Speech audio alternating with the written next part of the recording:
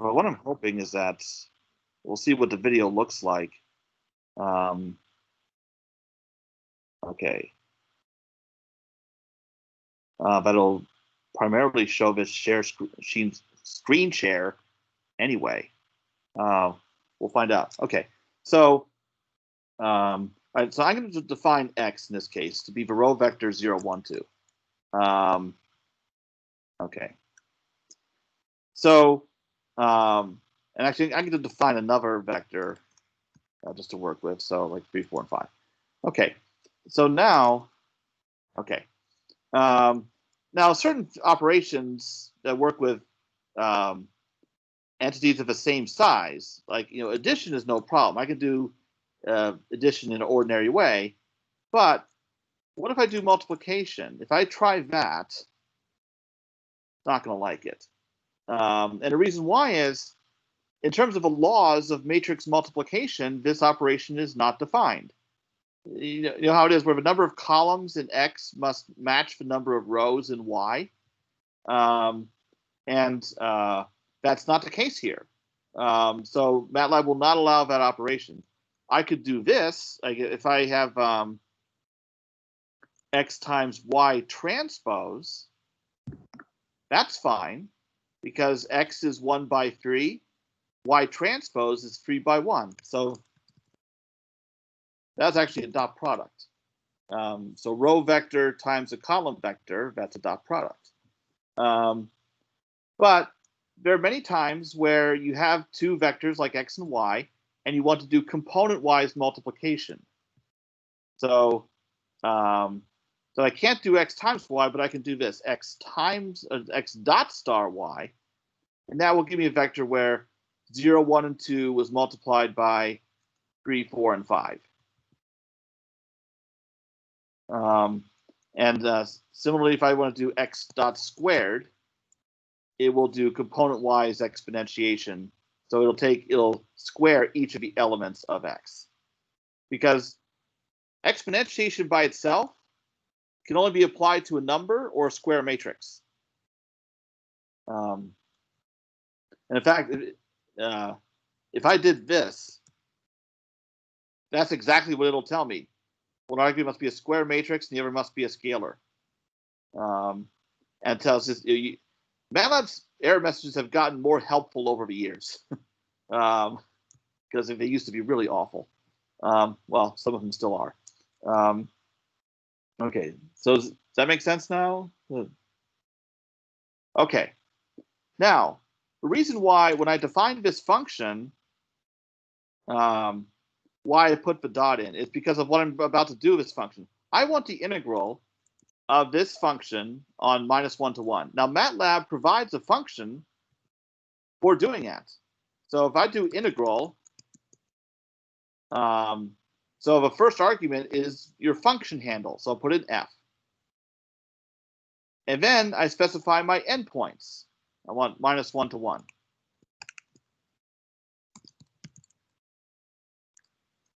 And now what I'm going to do in this demo is I'm going to show you various methods for approximating this integral. But using this MATLAB function will give me pretty much the exact value, because it's going to perform whatever computation it needs to do that. So I'm going to call this result exact. And it's not truly exact. There's going to be some round off error. But for our purposes, we can think of it as the exact answer.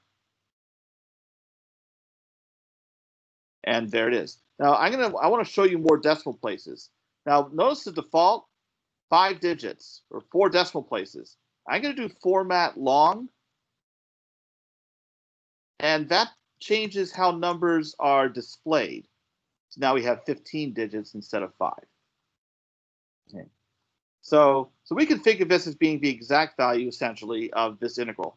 Now, MATLAB's integral function likes to evaluate your F at many points. Like it will come up with a vector of X values and call your function with that vector of values. That's why I put the dot in there, so that MATLAB could do that. Because that's more efficient. It's a good idea to So the way of putting it is f is created as a vectorized function, meaning that you can't apply it to a vector all at once. Because if you have a vector of x values you want to plug into a function, you can always do a loop and plug one element in at a time. But that's really cumbersome and inefficient. If you have a function that's vectorized, you can just pass a whole vector and have it computed that way. So vectorized functions are a good idea. All right. And that's what, if I look at the help page for integral, so if I do help integral, I think it makes a comment about that. Now it's going to give you a lot of stuff here. Come on. Hello, help page. Okay. Okay. Oh, okay. Yeah, it says here, for scalar valued problems, the function y, which is assumed to be a function of x, must accept a vector argument x and return a vector result y. So it basically requiring that I use the dot for multiplication, exponentiation, etc. So because MATLAB's integral function is going to take a vector and plug it into your f. So if I define f without the dot, that would be a problem. Okay. So now I have this result. This is the integral of e to the minus x squared from -1 to 1. So now I want to show you various methods of approximating integrals. Now, can any of you tell me, now this would depend on your particular experience, when you took Calculus 2 and were learning about integrals, do you recall being taught any methods for approximating an integral? Or I should say, what is an integral? The integral is the area under the curve. So do you recall having to do any method that would approximate the area under the curve? Does that ring a bell for any of you? Like, what did you do to approximate that area? Who knows? Maybe your instructor skipped it, but they really should not have. The Riemann. Yes. Yeah. Riemann Sum. And do you remember how you had to do different kinds of Riemann sums? Does that ring a bell at all? Left, right, mid, trapezoid, all that? Yes, all that stuff. So let's take a look at that. Okay, so if I do a Riemann sum, whoops, that's only 2 ends. And I want to do left end points.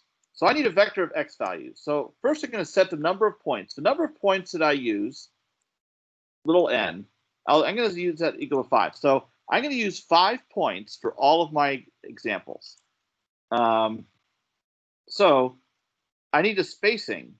So my spacing, which I'll call dx for delta x, will be, well, first I'll set my endpoints. A is -1 and B is 1.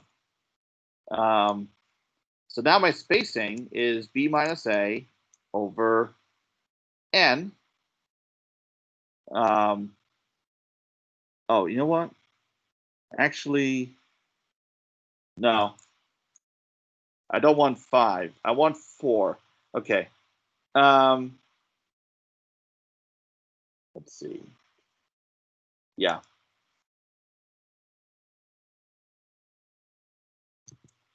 Five points if I include both endpoints in my approximation.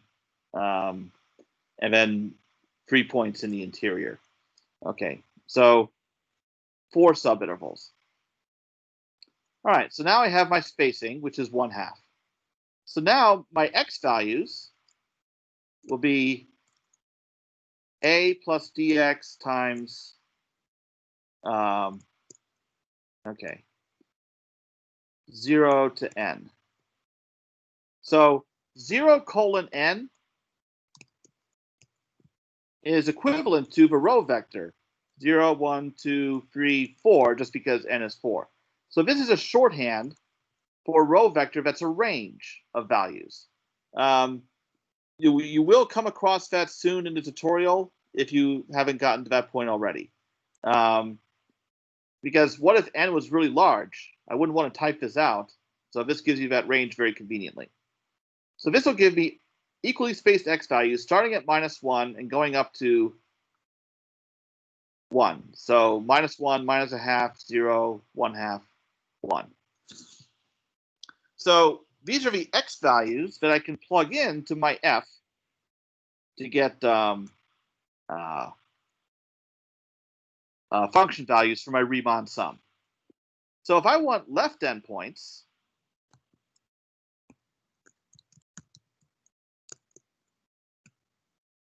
I'm going to evaluate f at x, but I don't want all the x values. I want only the left endpoints. That'll be every single x value except for the last one.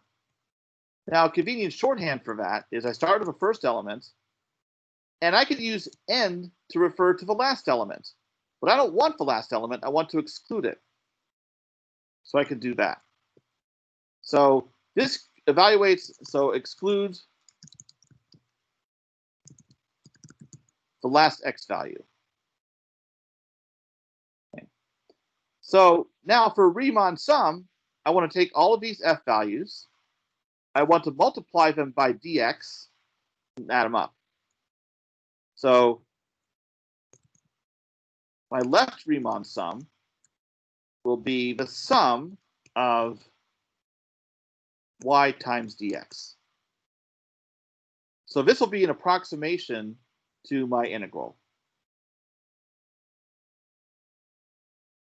And if I compare this to the exact value, well, it's not horrible, but it's certainly not great either.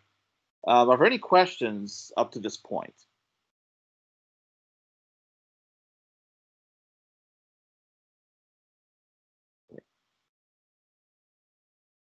All right. Now, that's I want to look at the error. So the error would be absolute value of the exact minus the approximation divided by absolute value of the exact. So this will give you like a percentage error. Okay, so it's about 2% error, so not bad for something so rudimentary. Okay, so now I will do now I want the right endpoints. So I'll start with the second one and go all the way to the end. I'll leave only the first value. Okay. So then I can do the same thing and get my right endpoint Riemann sum. And all I really care about is the accuracy. So I'll just look at the error in that case. And it's exactly the same because of the symmetry. It literally is the same function values that it's adding. They're just from a different order because of the symmetry of the graph. So that wasn't very interesting. But now, let's do midpoint. So what I want to do in that case is I want to take my left endpoints and I want to go halfway through each subinterval. So I'm going to add half the spacing.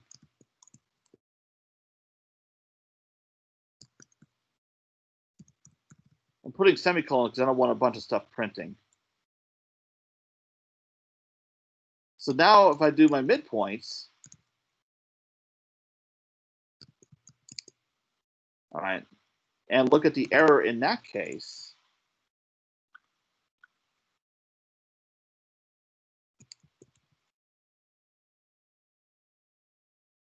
so that cuts the error in half to use the midpoints. So I was actually hoping for a more dramatic improvement than that.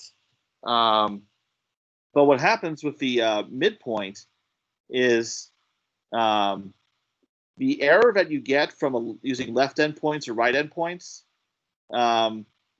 essentially cancels out when you use the midpoint. So in general, the midpoint is about the same amount of work as a left endpoint or right endpoint sum, but it's far more accurate. So in fact, what I can tell you is that left or right endpoint is first order accurate. Now, what do I mean by that? The error is proportional to the spacing, delta x. So if I cut the spacing, delta x, by a factor of 10, so I use 10 times as many points, the error will decrease by a factor of roughly 10. Midpoints, that is second order accurate. So the error is proportional to delta x squared. So that means that if I decrease delta x by a factor of 10, error will decrease by a factor of 100. So it'll go to 0 much more rapidly.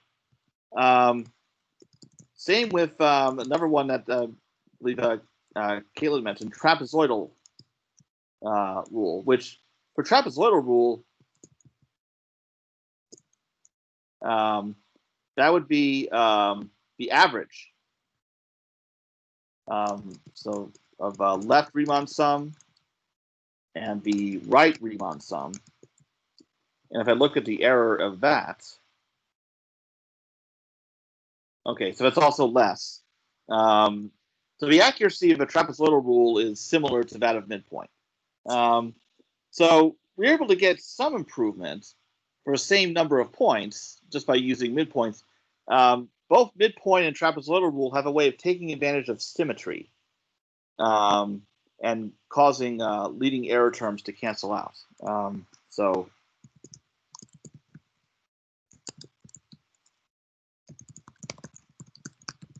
all right.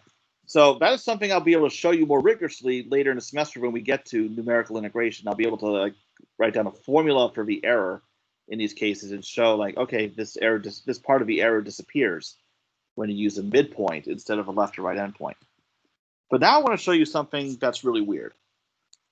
So all those approximations used 4 points, except for trapezoidal, which used all 5. So now I'm going to show you a different approximation for this integral that also uses 5 points. And God, I hope this works, because otherwise this is going to be embarrassing, but we'll see what happens. Okay, now I need to look something up here. And this will be a chance to show you working with polynomials.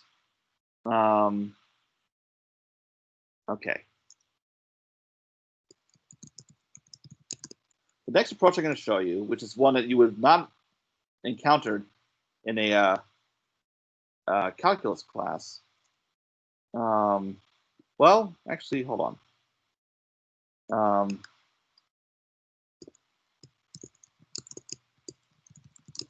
Has anyone heard of Simpson's rule? You might have seen it in a class.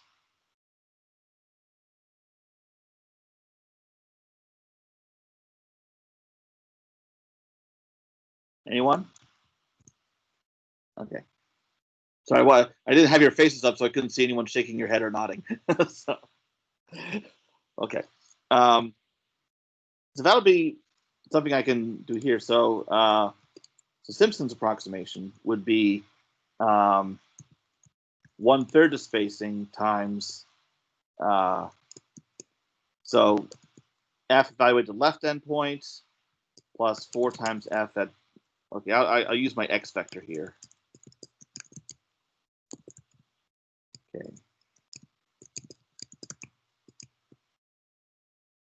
And this line's going to get too long. I can use ... to continue on to the next line.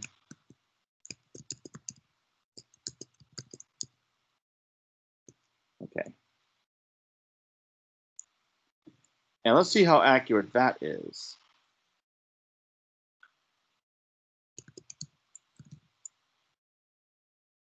It's a lot more accurate. So the error is on the order of 10 to the minus 4 instead of 10 to the minus 2. Now, what's the difference? So the trapezoidal left and right endpoint, they approximate f by a constant function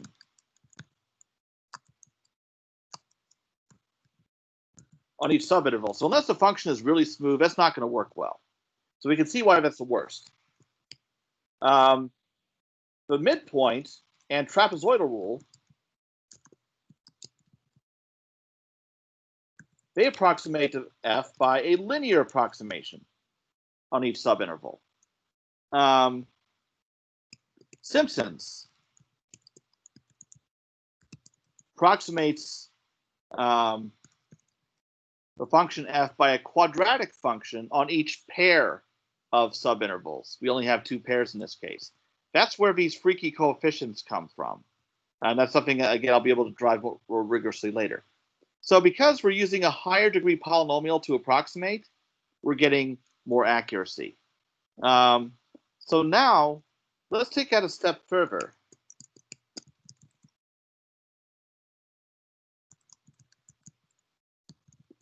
If I have 5 points, I can use a 4th degree polynomial to approximate f on the entire interval minus 1 to 1 instead of piecewise approximation. Now, how I can go about doing that in MATLAB is the following. I can use this function, which is mentioned toward the end of the tutorial, polyfit. And I'll use my x values from minus 1 to 1, my y values, which is just f of x, and then my degree will be 4. Now, you're familiar with using 2 points to determine a line. So 3 points determine a quadratic, and so on. So 5 points determine a 4th degree polynomial. Polynomial interpolation will be one of the first, actually be the first topic we will cover after MATLAB. But polyfit computes that polynomial.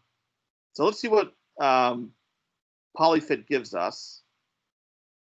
So it gives me 5 coefficients. These are the coefficients of a polynomial that passes through these points, ordered from highest degree to lowest. So 1's a constant term, this is a linear term, and so forth.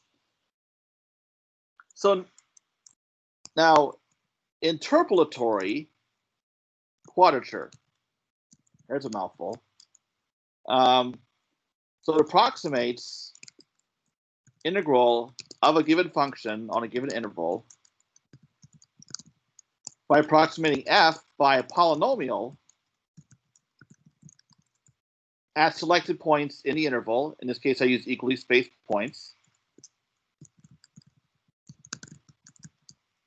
And then you integrate the polynomial exactly because that's easy to do. So in other words, the approximation of the integral equals the integral of the approximation. So that's all interpolatory quadrature is. So that's what I'm doing here. I have 5 points approximating f by a 4th degree polynomial. Now I can just integrate the polynomial exactly. And here's how I can do that. Using another MATLAB function, polyint.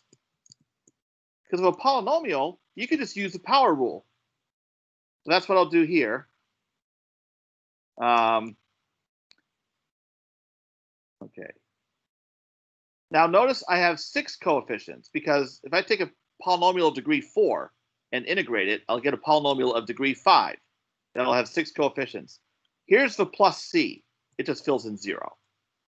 So, like for example, if I do polyint of, say, this function, this is a polynomial x squared. So this is a 2nd degree, 1st degree, 0 degree coefficient. Well, you know the integral of x squared. It's x cubed over 3. So that's all polyint does. It computes the coefficients of the antiderivative. There's also polydir, which uses the power rule for differentiation. It gives you the coefficients of a derivative. Okay. So now I have this. Now, what do I do with my antiderivative? I plug in the limits. So my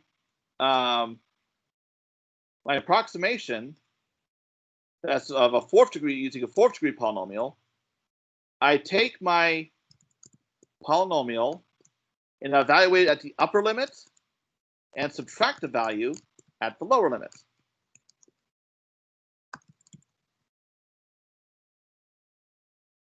So polyval evaluates a polynomial at whatever x values you give it. So there's my approximation. Let's look at the error in that case.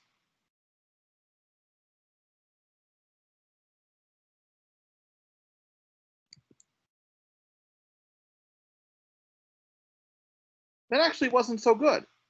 You'd think it would have been better. Because before I used a quadratic on each half of a domain.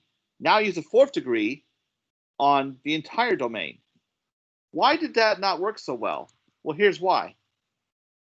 When you go to higher degree polynomials, they tend to become more oscillatory with higher degree. Well, this is a Gaussian function, nice and smooth, bell curve, doesn't oscillate. So a polynomial may not be a great approximation. And what happens? So I'm going to show a graph. I need a bunch of x values. Lin space is good for that. I want a bunch of x values between -1 and 1. I'm going to plot my function.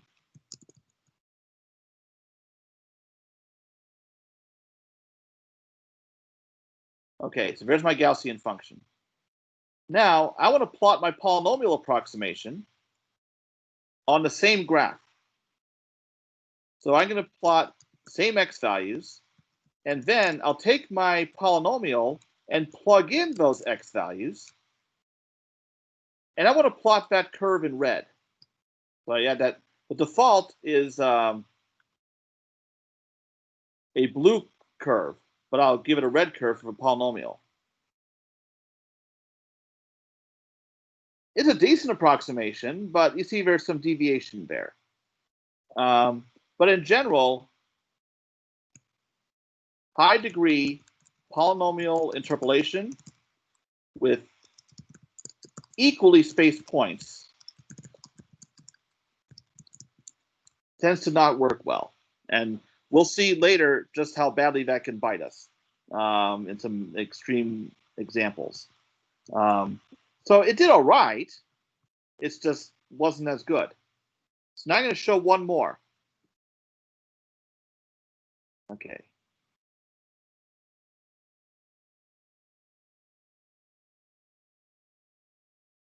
I'm going to define a rather strange polynomial. I have a coefficients up in a Wikipedia page, so I need to type them in. 63, 0, minus 70, 0, 15, 0. Now, what is this polynomial? This is the fifth degree Legendre polynomial. Okay. And then I want the roots of this polynomial. It's fifth degree, so there'll be 5 roots. There's a certain symmetry to them, but notice all the roots they're real, which is not necessarily true. I mean, this polynomial could have had complex roots, but they're all real. They're all distinct, and they all fall between -1 and 1, which is good because I'm integrating from -1 to 1. So now I'm going to use these x values. So I'm going to go for the same ritual as before. Polynomial interpolation using these x values, still 4th degree. Okay. And then I'm going to integrate it. And then I'm going to evaluate it at the limits.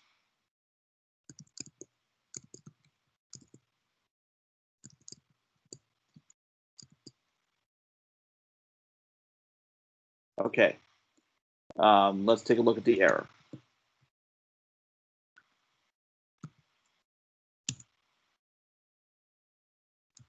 It's the best one of all the ones that we've seen.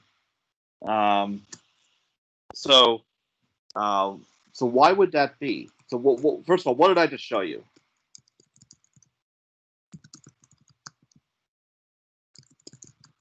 Called Gauss Quadrature, and I believe Gauss actually was responsible for this. So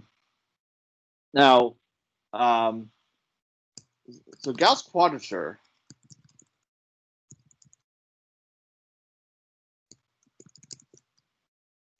picks out the best x values to use, because I can choose any x values between -1 and 1 as long as they're distinct.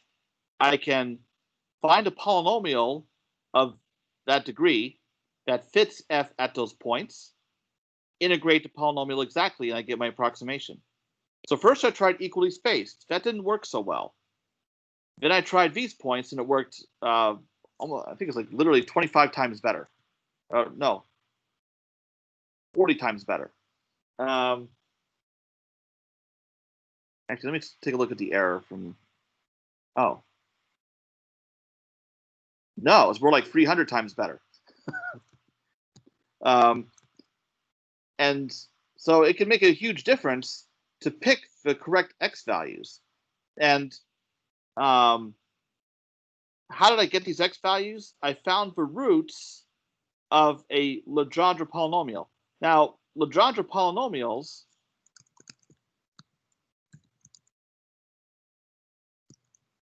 are orthogonal on the interval -1 to 1. Now, what does that mean?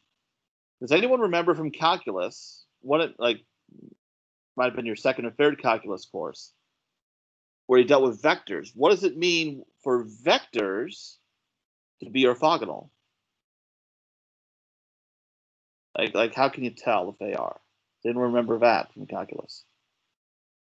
I know it was a while ago.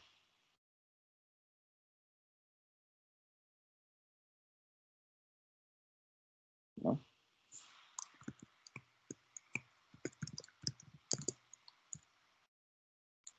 Vectors are orthogonal if their dot product is 0.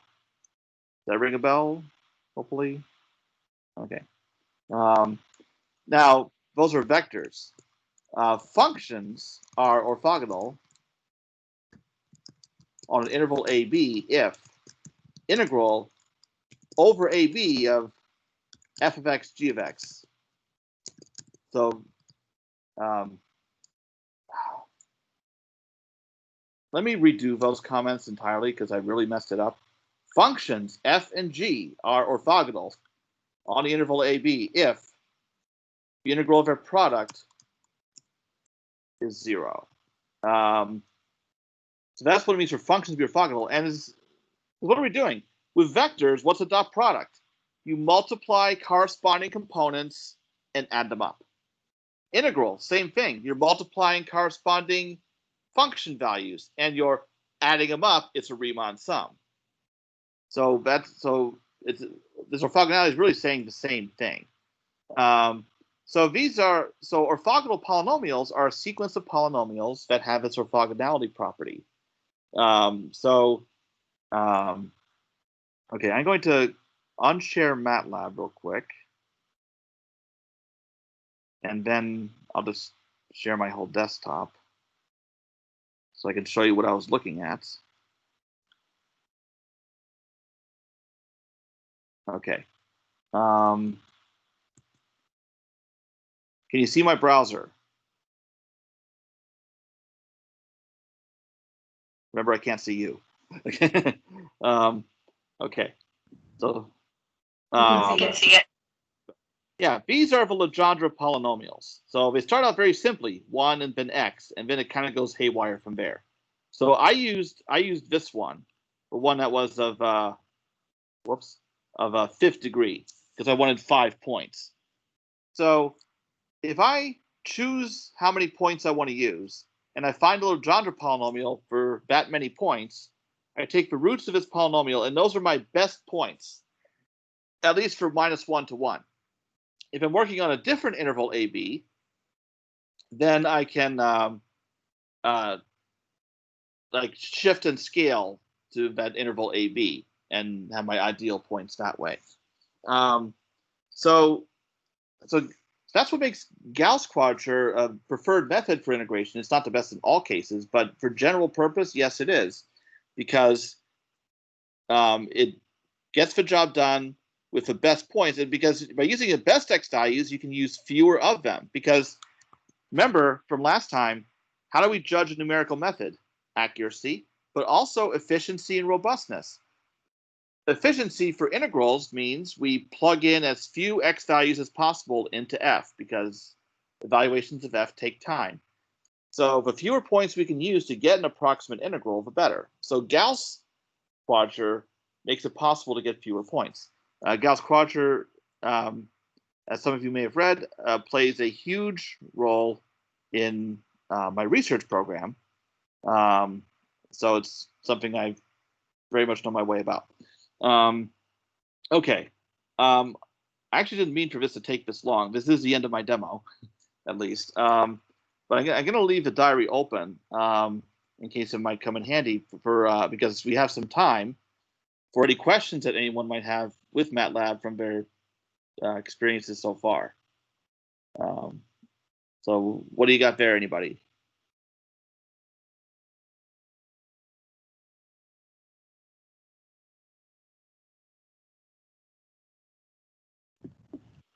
Hey, I have a question. Yeah, ask about.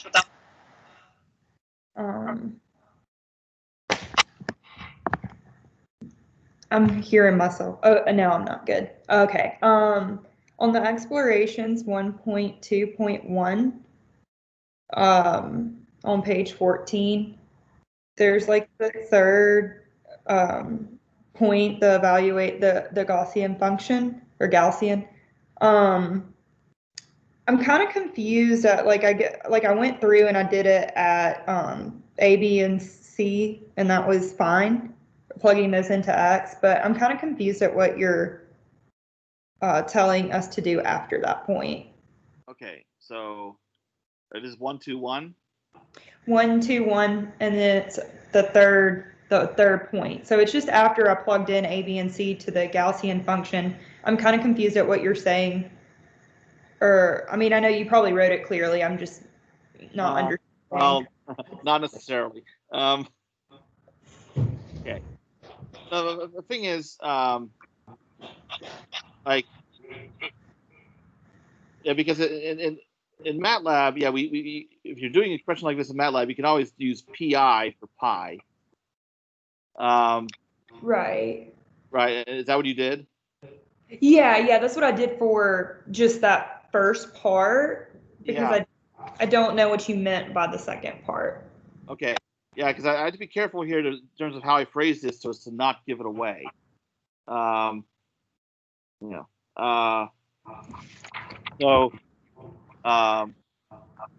Because I wanted to give you exposure to working with MATLAB's mathematical functions. So how would you get an expression for pi from this equation? Like if you took this equation, tan pi over 4 is 1, and solve that to isolate pi, what expression for pi would you get?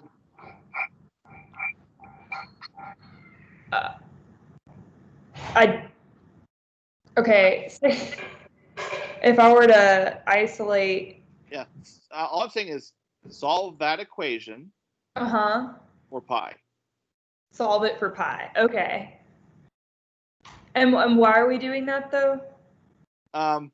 Because then that's going. So whatever mathematical function you can use. So that expression for pi that you get, you would code that in MATLAB and use that in here.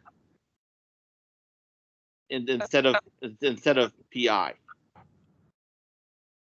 Again, just to get practice working with MATLAB's math functions.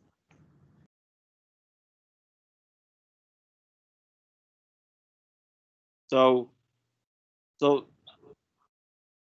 what expression for pi does this equation give you? Anybody?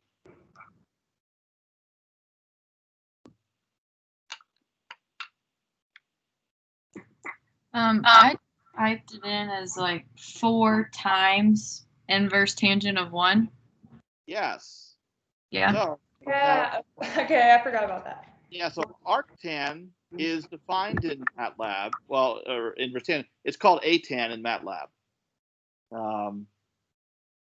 So what I would have you do is, in place of pi, use that expression using MATLAB's function for atan. Okay. So we're plugging in the arctan into instead. Okay. Yep. And I know it's kind of weird, but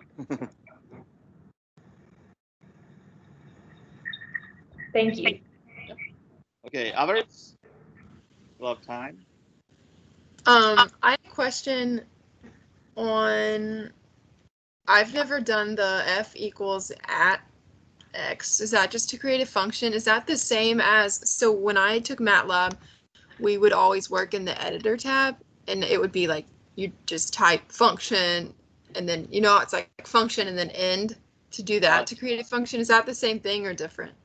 Well, it amounts to being the same as far as how these functions are used in other code. One might argue that for simpler functions, that the overhead of like loading a file and all that on the operating system is not such a great idea when you can just create a function handle that's only exists in memory. So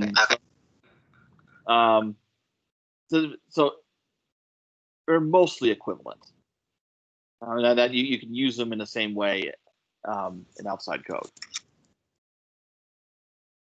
And yeah, you certainly will be writing your share of M-file functions. Okay.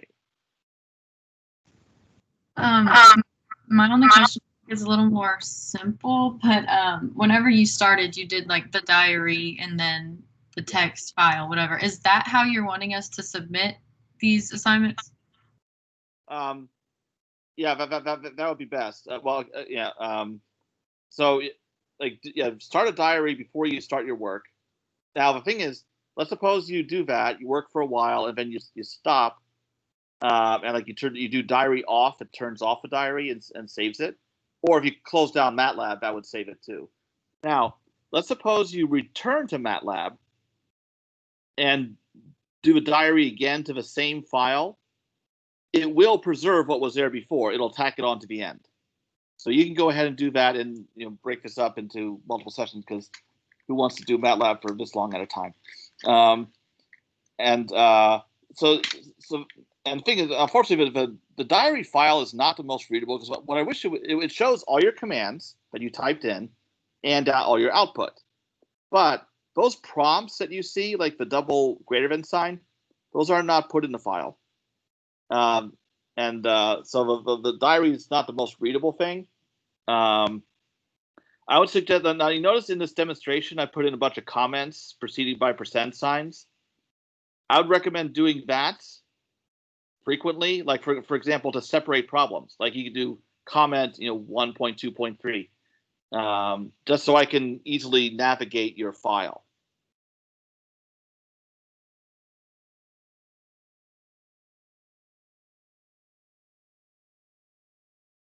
Comments are your friend, and also a friend of anybody who reads your MATLAB stuff.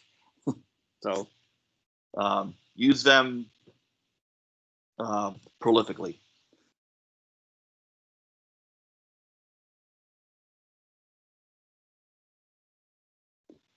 Some problems later in the assignment will involve M files. Certainly submit those too.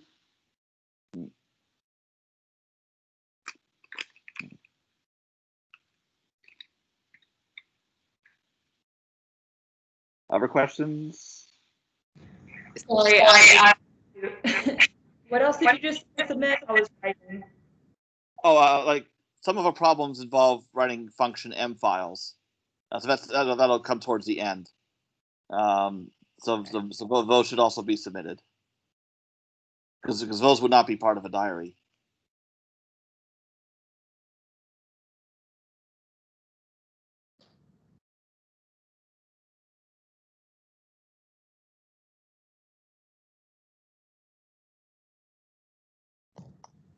Okay, still got time. Any more?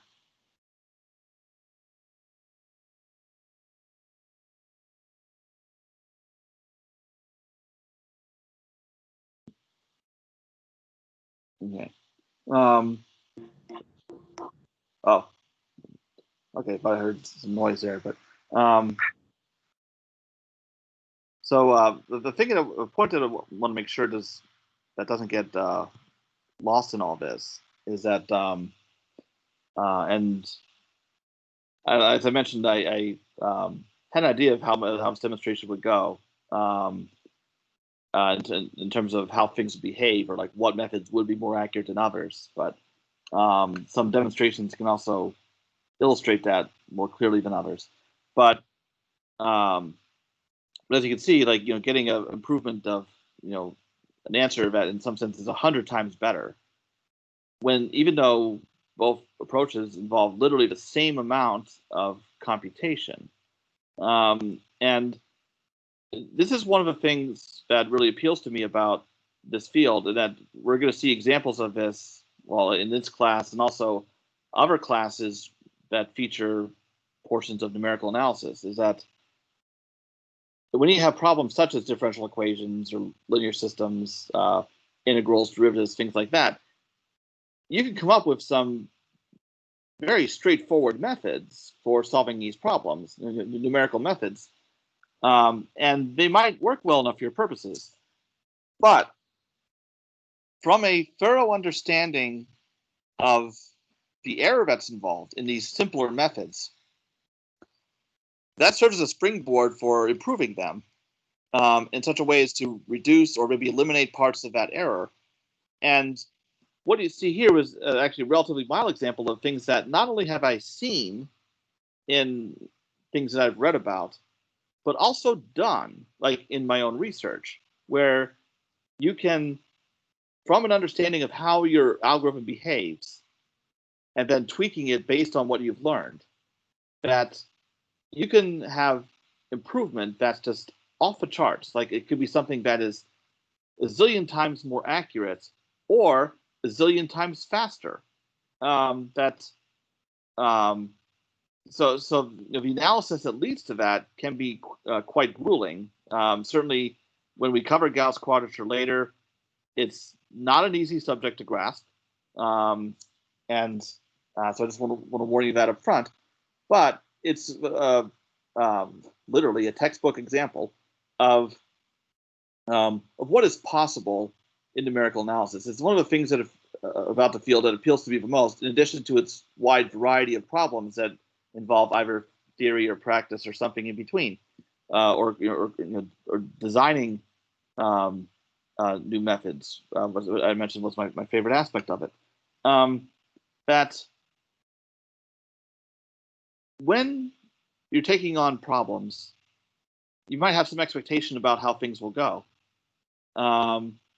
But it's happened often enough, like multiple times in my career, even back when I was a student researcher, that you try something different and you're just blown away by what happens, like defining your own expectations, or even the expectations of whatever professor is supervising you, like back when I was a student. And that's happened also with some of my own students, where I have an idea going in as to what I could expect from whatever I have them try, but I would actually do better, or really much better. I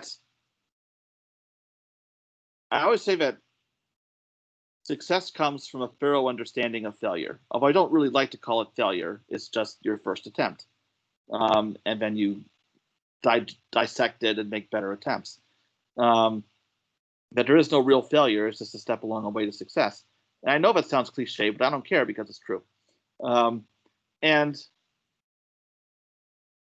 it's important to keep in mind that the door is open to incredible things, amazing advances by leaps and bounds that none of us would ever think possible. And I love the fact that I can tell you that I've seen that, I've witnessed it, and I've done it. And therefore, that opens a door for you to do it if you were to also work in this field. and that it's something that would actually be among the greatest moments of my career to see you experience that. Just as some of my students have, or students I'll have in the future. There's just so much potential here for amazing things to happen, and so this was like a small illustration of that. Of how it's worthwhile it is to take the time to analyze simple methods to develop more sophisticated ones, because because of the advances that can happen in terms of accuracy or efficiency or whatever. And you'll see more examples of that as you go through our curriculum. So think of that as a little preview. But I have to remember that if I do this demonstration again, that I'm not going to use the interval -1 to 1. I should have used the interval 0 to 1, because the improvement would have been much more dramatic still. But that's just a details thing. Okay.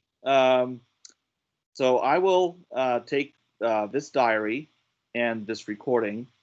Now, so the way that these recordings work in Teams is they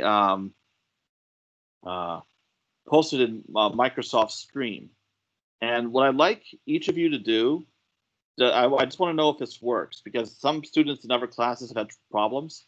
When I post a link to a video in Microsoft Stream and then they go to it and then it says they don't have access. And I want to see if all of you can access this recording.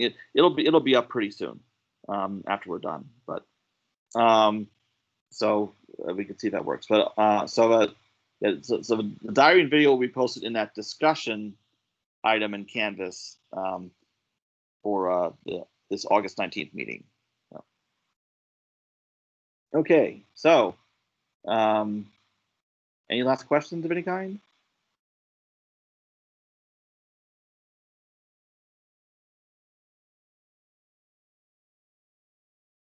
Well, you have class, don't you, Chelsea?